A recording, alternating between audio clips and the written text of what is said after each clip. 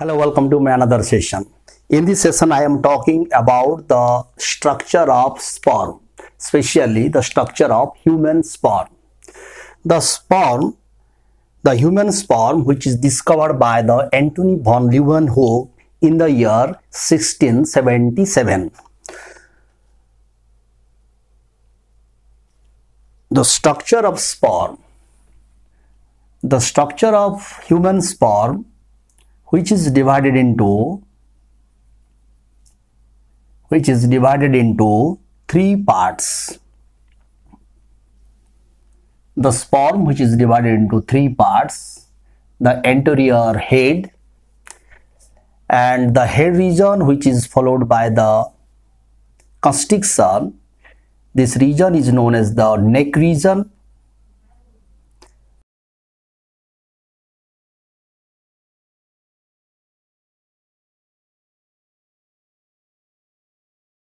So this is the typical structure of sperm. This is the typical structure of sperm. So the sperm, which is divided into different parts. This is the head of the sperm. This is the neck of the sperm. This is the middle piece.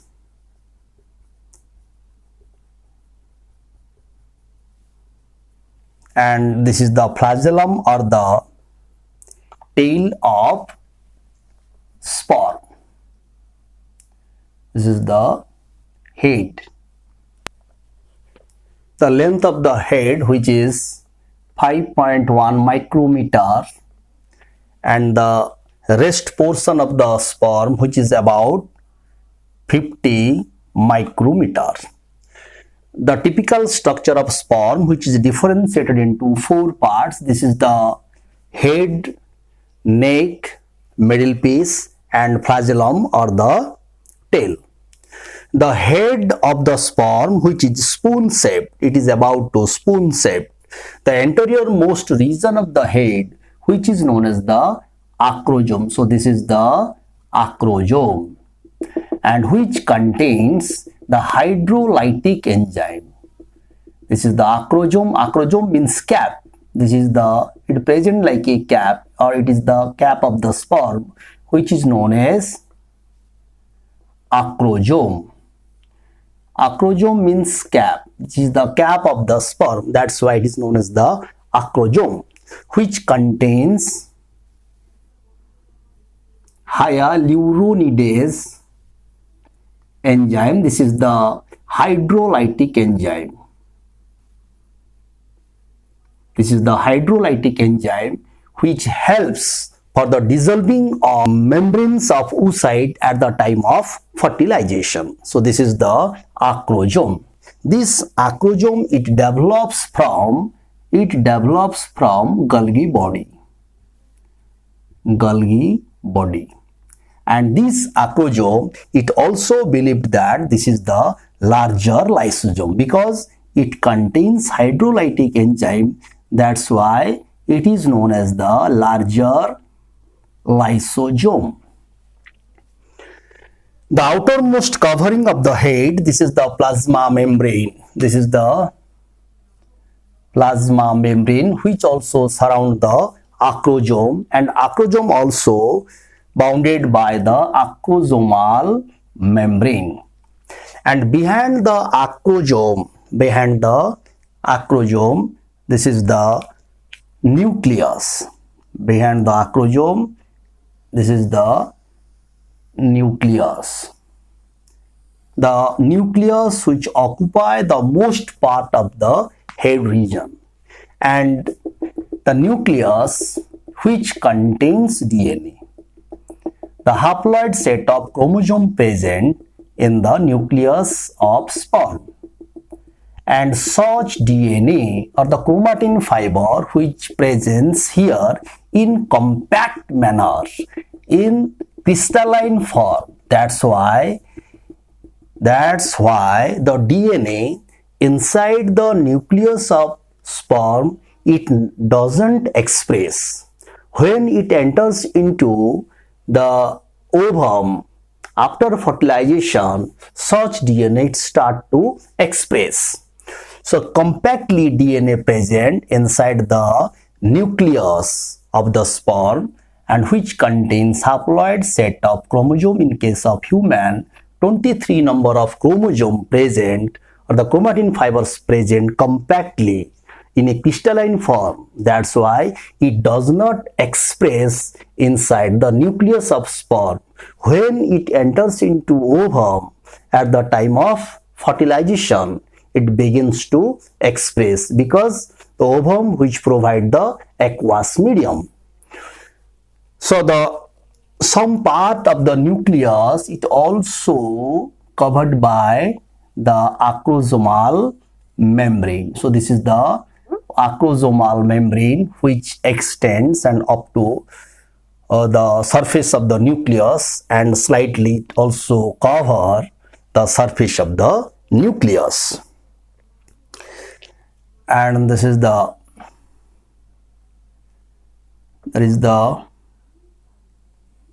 additional membrane. So behind the nucleus there is the depression, and this is the head region which is followed by the middle piece. In between middle piece and the head region, the constriction, this is known as the neck region. The neck region is important because there is two centriole. This is the one centriole which present at the constriction site present over the nucleus. This is known as the proximal centriole. This is the proximal centriole.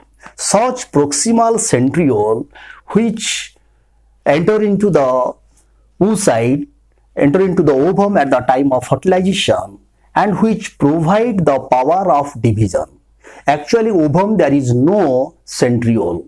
That's why it waits for the centriole of sperm.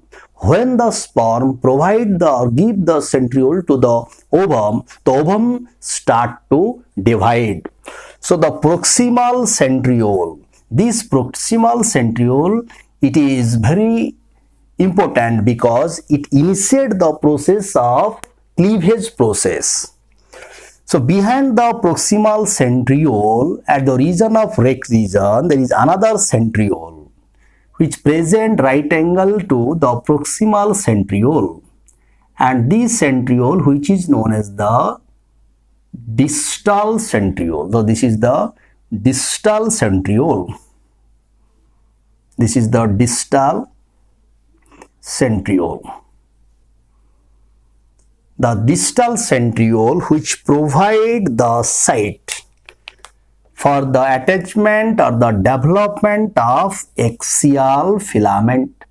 Such axial filament runs throughout the length of tail or flagellum through the middle piece. So the distal centriole which provide the site for the attachment of axial filament. This is the axial filament. Now come to the middle piece. The middle piece, this is the middle piece. The middle piece which contains so many number of spiral mitochondria. So these are the spiral mitochondria present at the region of middle piece. Such spiral mitochondria which contains the required enzyme for the aerobic respiration. Mainly the oxidative enzymes are present in the mitochondria. So such mitochondria, these are the spiral mitochondria. So these are the spiral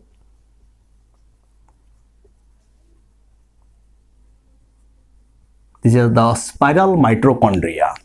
Such spiral mitochondria which contains the enzyme. Such enzyme is required for the respiration.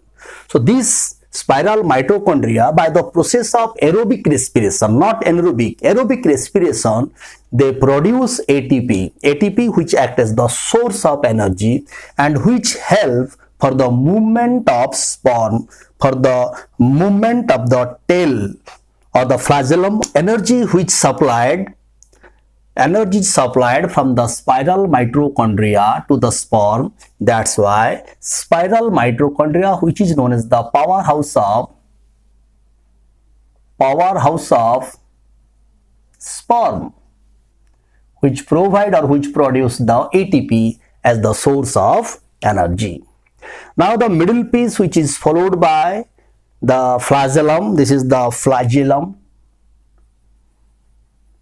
which is whip-like structure or the thread-like structure, and at the center of the flagellum there is the axial filament, and the axial filament, it has the 9+2 arrangement of microtubules, but the tip of the flagellum there is no axial filament at the center, and this portion which is known as the end piece, this is known as end piece. Another centriole also present beside proximal centriole, distal centriole. At the beginning of flagellum or the tail there is another centriole. This centriole is known as the ring centriole. Ring centriole. So beside these two centriole, proximal and distal centriole, another centriole which present at the just behind the middle piece or at the beginning, just beginning of the tail, which is known as the ring centriole, and the function of ring centriole, it is unknown till date, but the ring centriole present. So actual shape of the human sperm, it is a tadpole in shape. This is the tadpole in shape, having the head and the tail. The tail, this is the whip-like structure which help for the swimming of the sperm. It swims to reach to the egg. So the rate, it swims about 1 to 2 mm per minute. This is the speed of the sperm. It swims or it covers the distance about 1 to 2 mm per minute. This is the structure of sperm. Thank you for watching.